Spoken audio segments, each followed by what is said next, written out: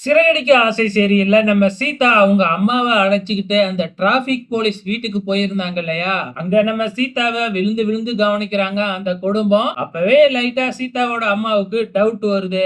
இப்ப முடிச்சுட்டு போகும்பொழுது வந்து பாத்தீங்கன்னா, நம்ம டிராபிக் போலீஸோட அம்மா ஒரு தட்டுல பழமெல்லாம் எடுத்துட்டு வந்து பூ பழமெல்லாம் வைக்கிறாங்க. அந்த பூவ எடுத்து சீதா தலையிலேயே வச்சு விட்டு அனுப்புறாங்க.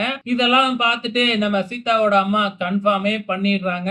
ஏதோ ஒண்ணு இருக்கு அப்படின்னு சொல்லிட்டு வெளியில வந்து கேட்டு பாக்குறாங்க. ஆனா சீதா வந்து ஆட்டோ வந்துருச்சு அப்படின்னு சொல்லி எப்படியோ அப்படியே போக்கையே மாத்தி விட்டுறாங்க. இந்த பக்கம் வந்து பாத்தீங்கன்னா ஒரு கல்யாண மண்டபத்துல ஒரு மிகப்பெரிய கார்ப்பரேட் கம்பெனி ஒரு ஆர்டர் குடுக்குறாங்களாட்டுக்கு. ஆனா அவங்க வந்து பாத்தீங்கன்னா டெஸ்ட் பண்ணி தான் குடுப்போம். அதுக்காக 2,50,000 ரூபாய் டெபாசிட் கட்டணும் அப்படிங்கிற மாதிரி சொல்லியிருப்பாங்களாட்டுக்கு. அதனால மீனா, சிந்தாமணி இன்னும் சில டிசைனர்ஸ் எல்லாம் வர சொல்லியிருக்கிறாங்க.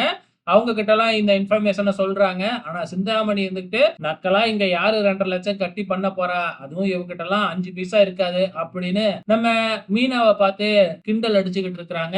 மீனாவும் வந்து பார்த்தீங்கன்னா, அவங்க கிட்ட சவால் விட்டுட்டு, "கண்டிப்பா நான் பணத்த கட்டி இந்த ஆர்டர் எடுத்து செய்வேன்." அப்படின்னு சொல்லிட்டு வராங்க.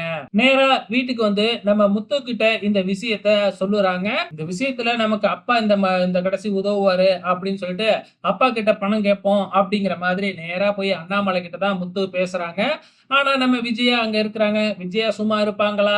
இவளுக்கு எதுக்கு இந்த தேவையில்லாத வேலை? அந்த சிந்தாமணி அம்மா ஒரு யானை, இவ ஒரு எறும்பு. இவளால என்ன பண்ண முடியும்? அப்படின்னு சொல்ல, முத்து பதிலுக்கு யானை காதுல எறும்பு போனா என்ன ஆகும்னு தெரியுமா? அப்படிங்கிற மாதிரி சொல்ல, இப்படியே வாக்குவாதம் போகுது. கடைசியா பணம் கேட்க வரும்பொழுது, "நீ இதுக்கு தான் வருவேன்னு எனக்கு தெரியும்." அப்படின்னு நம்ம விஜயா ஒரே போடா போடுறாங்க. ஸோ அப்கமிங்ல என்ன நடக்க போகுது அப்படிங்கிறத பொறுத்திருந்து பார்க்கலாம்.